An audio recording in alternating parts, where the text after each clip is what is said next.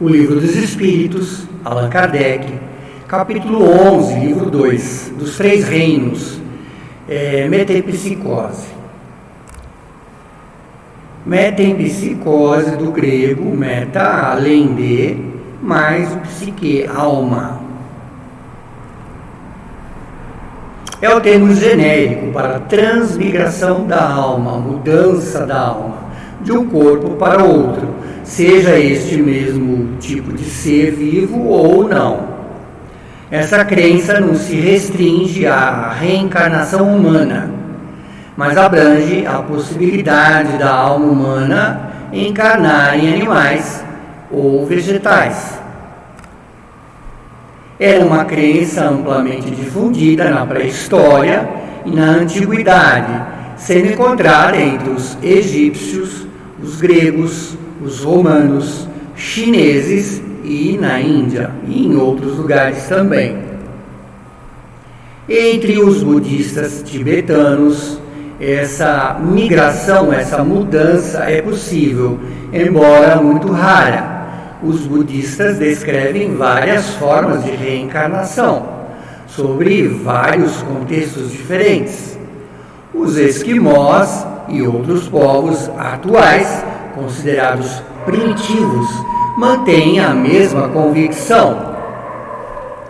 Segundo a doutrina espírita, a teoria da metempsicose é falsa, não é verdadeira, pois a transmigração da alma do homem para o animal implicaria na ideia de retrogradação evolutiva, ou seja, retorno evolutivo, o que entra em desacordo com um dos principais pontos da doutrina espírita, que diz que o espírito apenas progride, nunca retrógrada, ou seja, ele nunca retorna, ele nunca volta, ele sempre avança ou estaciona.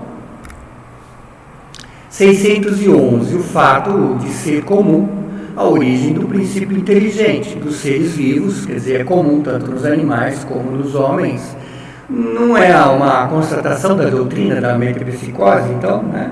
Isso não daria crédito à metempsicose. Duas coisas podem ter uma mesma origem e absolutamente não se assemelharem mais tarde. Quer dizer, não terem uma coligação. No momento em que o princípio inteligente atinge o grau necessário para ser espírito e entrar no período de humanidade, ou seja, hominal, não há mais relação com o estado primitivo e não é mais a alma dos animais, como a árvore não é mais a semente. O homem há somente de animal o corpo físico, as paixões, que nascem da influência do corpo e o instinto de conservação inerente à matéria. Não se pode dizer, portanto, que tal homem é a encarnação do espírito de tal animal, de um boi, de uma vaca, de um macaco, né? Logo, a metempsicose, tal como a entendem, como compreendem, como ela é descrita, não é verdadeira e não é exata. 612. Poderia encarnar num animal o espírito que animou o corpo de um homem? Isso seria retrogradar, e o espírito não retrógrada, não volta. A reencarnação, como os espíritos a ensinam, se fundamenta ao contrário, na marcha ascendente, sempre em evolução da natureza e na progressão do homem dentro da sua própria espécie. 613. Embora de todo errônea, a ideia ligada à metempsicose não seria então um resultado de sentimento intuitivo das diferentes existências do homem, ou seja, de várias e várias encarnações que ele vem trazendo essa ideia? Reconhecemos esse sentimento intuitivo nessa crença, como em muitas outras. A metempsicose seria verdadeira se ela aliássemos a progressão da alma de um estado inferior a um estado superior. progressivamente realizando os estágios de desenvolvimento que transformam sua natureza. No entanto, é falsa no sentido de transmigração direta do animal para o homem e vice-versa, ou do homem para o animal, o que implicaria a ideia de um retrocesso ou de uma fusão. Ora, essa fusão não poderia ocorrer entre os seres corporais de duas espécies, o que é um indício de que elas se encontrem em graus não assimiláveis, não compatíveis uma com as outras, e que o mesmo deve ocorrer com os espíritos que os animam, ou seja, espíritos de igual para igual. Por exemplo, espíritos dos animais reencarnam em animais, espíritos de homens em homens. Se o mesmo espírito pudesse animá-lo alternadamente, resultaria uma idêntica de natureza, que se traduziria pela possibilidade da reprodução material.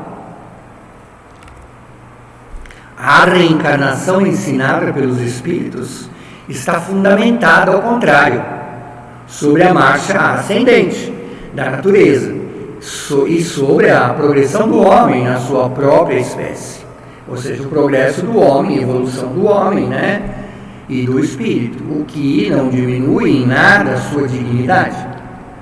O que rebaixa é o mau uso que faz das faculdades que Deus lhes concedeu para o seu avanço, seja como for a antiguidade e a universalidade da doutrina da metempsicose e os homens eminentes que a professam provam que o princípio da reencarnação tem suas raízes na própria natureza.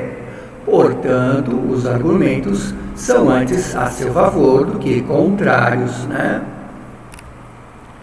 O ponto de partida do espírito é uma dessas questões que se ligam ao princípio das coisas e estão nos segredos de Deus. O homem ainda não o conhece. Não é dado ao homem conhecê-lo de mesma maneira absoluta, e ele pode fazer a esse respeito apenas suposições, construir sistemas mais ou menos prováveis, Os próprios espíritos estão longe de tudo conhecer, e sobre o que não sabem pode tecer opiniões pessoais mais ou menos sensatas.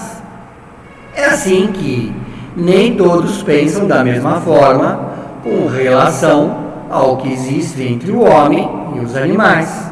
Segundo alguns, o espírito chega ao primeiro período humano, apenas após ter sido elaborado e individualizado nos diferentes graus, seres inferiores da criação.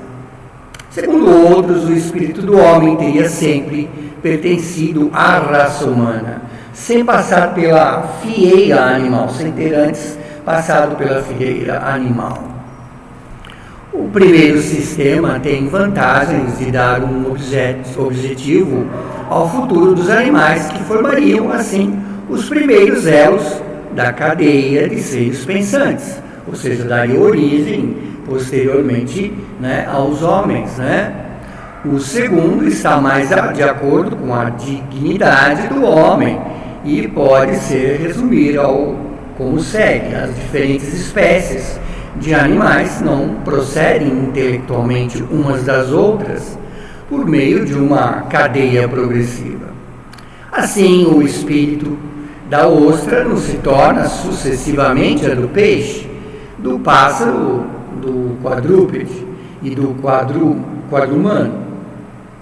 Cada espécie é um tipo absoluto, fica imoralmente, e cada um de seus indivíduos retira da fonte universal, fluido cósmico universal, a quantidade de princípio inteligente que lhe é necessária, segundo a perfeição dos seus órgãos, e a tarefa que deve desempenhar nos fenômenos da natureza, desenvolvendo-a a massa após a morte. Após sua morte, o corpo físico retorna à matéria física.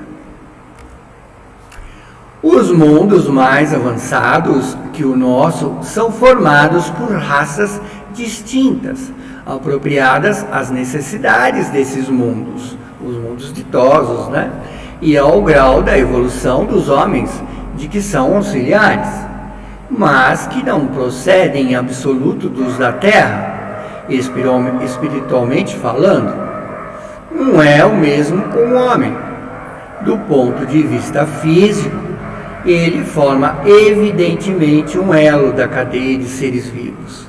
Mas do ponto de vista moral, entre o animal e o homem, a solução de continuidade. O homem possui a sua própria alma, ou espírito, centelha divina que lhe dá um senso moral e um alcance intelectual que os animais não possuem. É o ser principal, pré-existente e sobrevivente ao corpo que conserva a sua individualidade. Qual é a origem do espírito? Onde está o seu ponto de partida? Ele é formado de princípio inteligente e individualizado? É um mistério que seria inútil procurar desvendar e sobre o qual, como temos dito, só podemos construir sistemas.